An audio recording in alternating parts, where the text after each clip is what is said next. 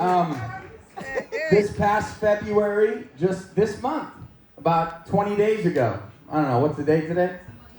The 20th? Math. Okay, hold on. 14 days ago, I celebrated 22 years of sobriety. So that's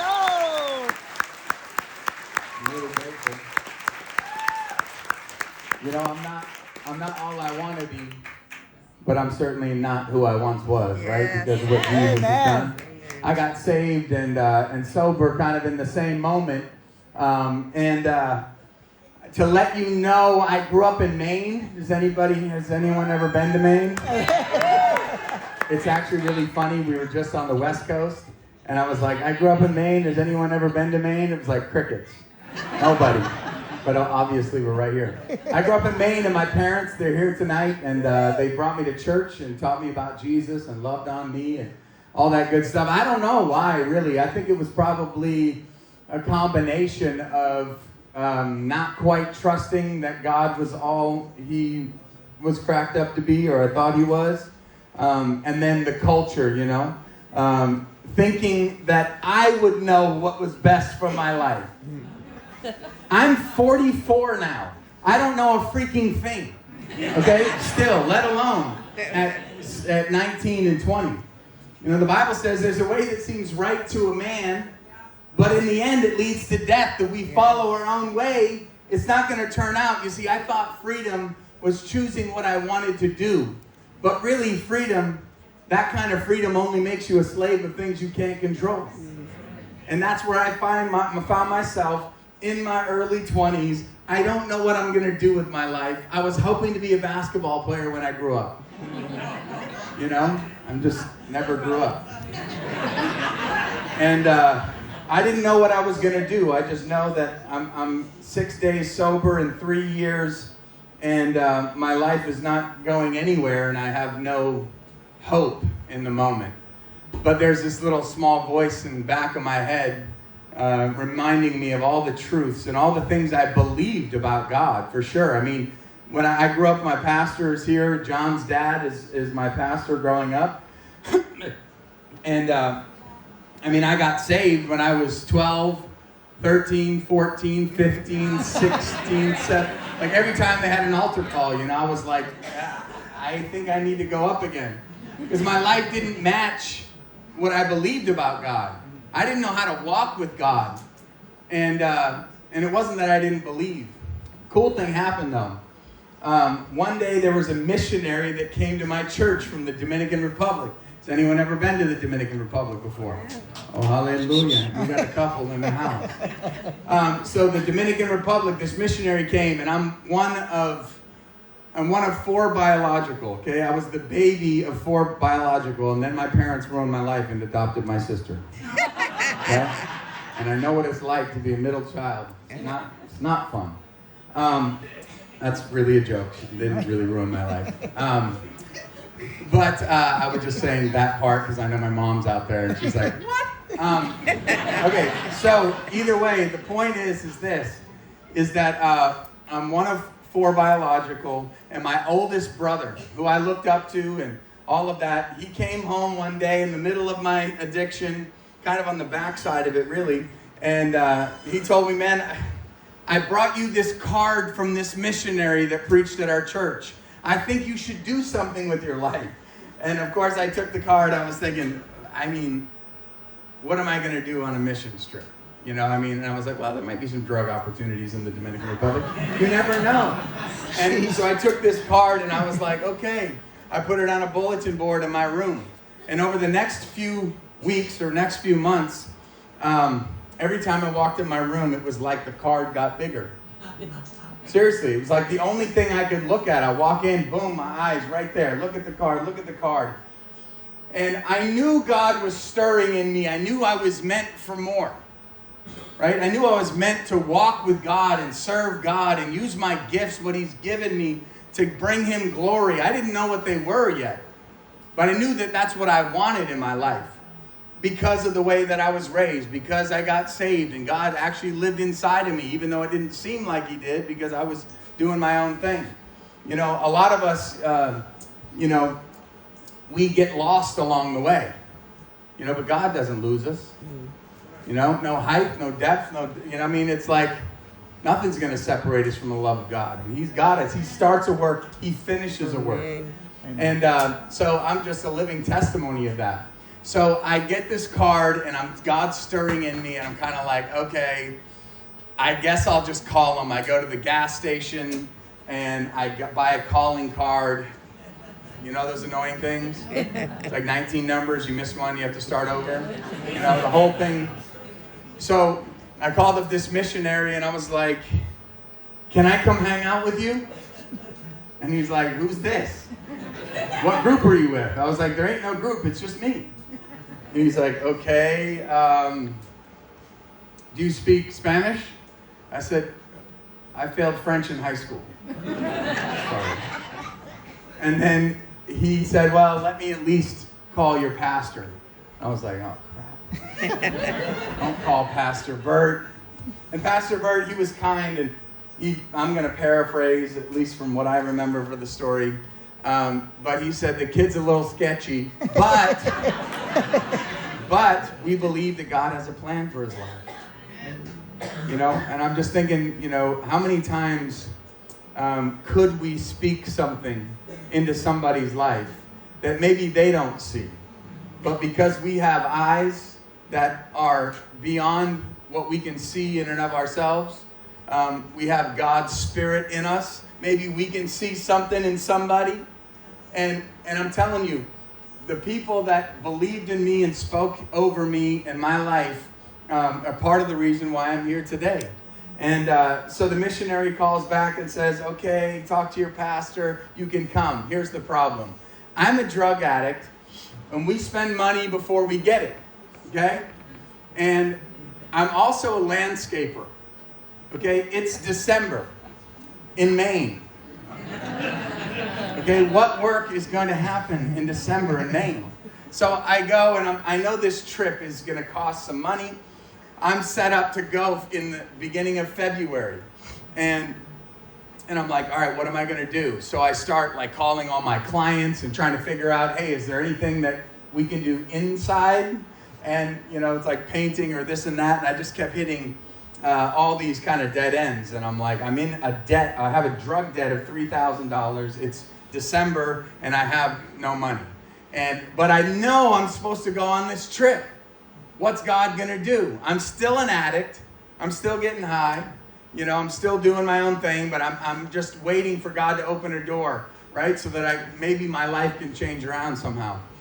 So what happened is I had a client who was a white guy who was gay, who was a practicing Hindu, and he was a doctor because he was wealthy, and in his 40s he got bored and became a doctor. And I'm used to playing like in the Midwest and the South, and like this weekend and last weekend was in Seattle and Oregon, and I was like so nervous about what I can and can't say. And then I'm here in Massachusetts. It's the same crap. You know, I'm like, okay, I'm like, I don't really care. I'll just call it like it is, okay? So, but I want to be respectful, and I know there's kids here and whatnot. But anyway, he's a gay white Hindu doctor, okay? That's what this guy is. And I like the guy. God's always given me a heart for people that are strange. I'm from Bar Harbor. We wear Tevas and have dreadlocks and don't wear deodorant. You know, it's those kind of people. And so I have this client, and I used to take him from Maine to Boston to go on medical missions trips with the Hindu religion or the Hindu faith or church or whatever you call it. And so I would drive him down, and I would drop him off. I'd drive back to Maine. He'd go on these mission trips. So I knew that he had done some stuff like that. He also was an alcoholic that through AA and some other different stuff. I don't know what his higher power was. I believe 100% there's only one higher power. It's Jesus Christ. So he had been sober, you know, and so we had some kind of things in common. And I get a phone call from my friend Greg, who says, hey, I'm going to leave for the winter, go somewhere like rich people do. They don't want to deal with this, this weather up here. And I was thinking maybe we could get lunch before I left. So I go down and get lunch at the local bar in town. And I was telling him, hey, I was thinking about going on a missions trip. Now, we've had all these conversations in cars and 5-hour drives and blah, blah, blah. He knew I was a believer. He's whatever. And I was like, man, I'm thinking about trying to get sober and doing something with my life. And there's a missionary that I'm going to go see, and I'm excited to see what's going to happen.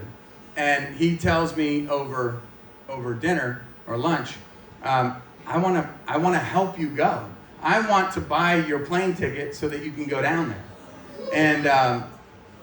And so there it is. I called my mom all excited. Mom, guess what? You're never freaking going to believe what God just did. The gay Hindu guy? That's what God did. And so I get on a plane in Boston, Massachusetts, February 4th. I get high the night before. My parents in a hotel room. I sneak out, get high. I'm holding on to my addiction as long as I possibly can, right? But then I get on that plane, and I just had one prayer. God, help me. Help me. I don't know what to do. I believe, but just help. And I opened up the Bible, and I opened up to Romans 12, and it says, don't be conformed to the world, but be transformed by the renewing of your mind. And another translation says, let God change the way you think. And I said, okay, Lord, just help me then, change the way I think. So I get down to the Dominican Republic, and I'm sharing a room, a 12 by 12 room, with 3 teenage Dominican pastor kids, no AC, and they don't know about deodorant, okay? And it's me and them 3 boys, and they're awesome. I love these kids. B.O. and Jesus were in one room. They would go to school. And I would commit. I didn't know what to do, but I decided I was going to lock the door. And every day, I was going to read the Bible, and I was going to pray for an hour. I set a timer. And I just began to pray and dig in. And for the first time in my life, I actually started to hang out with Jesus. And everything changed. And tonight, maybe there's some people in here that your whole life, you've just been doing Christian things. You've been going to church. That's good. You've been doing concerts. That's great. All of those things matter. But have you missed the whole thing? That Jesus came to have a relationship with us. With us individually. That we might know him. And when we get to know him, we start to change because his Spirit starts to change us from who we were to who he's calling us to be. Right? And it's a lifelong process. This happened to me in the Dominican Republic. It's still happening to me today.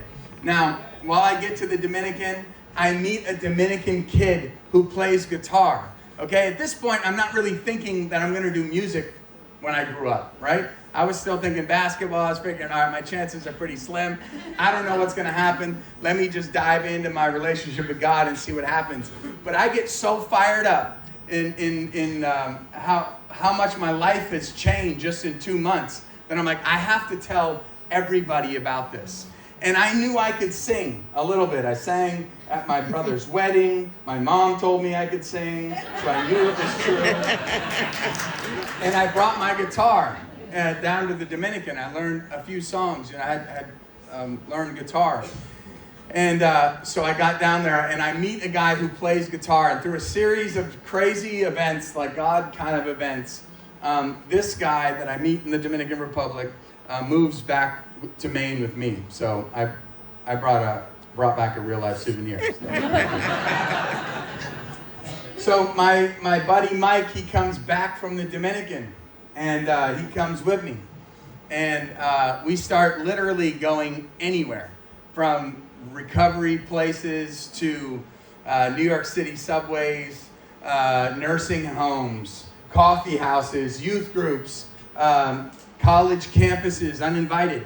We'd show up, we'd play, we'd talk to people. And over the years, God opened different doors for us. He kept opening doors as we kept being faithful in the little. And so then John, I grew up with John, but I didn't really spend any time with him. And when he graduated college, he was like, I was like, John, Mike, I was telling the Dominican guy, I have this guy at my church. He plays a bunch of instruments. He's kind of dorky, but he loves God and he's good. He's like utility. He can do all sorts of stuff. So John comes and we offer him a deal he can't refuse. With a 4-year college degree, we offer him $30 a week. He said, bro, bring your diploma and let's go. So John comes along. And then we met Ariel in a bathroom, our drummer. And I said, you know what? This had to be God, because both of us love bathroom humor. He joined the group. It was awesome. And over the years, we just built a band. Well, the cool thing is Mike from the Dominican Republic, he had a friend that was in the States, in Boston. No, I think he was in Boston. From the Dominican Republic. And he told me, bro, we have a drummer now. We have a bass player. He played guitar. I sang. He said, we need a keyboard player. And so he said, I have a friend. His name's Ralph. He's from the Dominican. We should try him out. So he came. He rehearsed with us. He was great and loved God and all of that. And so he joined. He traveled with us for a couple of years. But that first weekend we were out, I found out that Ralph was a kid on a packet just like this. That a lady in Wisconsin had sponsored him in the Dominican Republic, and his whole life changed around. Not only did he get saved and get his needs met, but he got to go to music school. That's why he was awesome. And I thought to myself, oh my gosh, his and my story, I could relate to it. Because I was like, dude, I'm here because of someone too. Remember the Hindu guy? And I was like, bro, somebody help, God used somebody to change my life too. And I went and I told Mike, I said, bro, we've got it. My mom has a kid on her fridge. This is crazy. This guy was a kid on a packet in a lady's house and on a refrigerator for 10 years. That's insane. And being that we started on a missions trip, and being that we had, right off the bat, the first keyboard player we had was a kid on a packet, we made a commitment that we were going to try to do what we could do, right? And the cool thing is that, over all these years, it's meant so much to me that I remember God uses normal people. He takes the insufficient things that we bring to the table and he multiplies them. And I think that some of us wait to do anything because we feel like we don't have enough to give, whatever it may be, talent, personality, gifts, money, whatever it is. And I'm just continue to find in my life that God will use whoever steps up and is willing to be used. You know what I mean? And makes up the difference. And one of the things that we're going to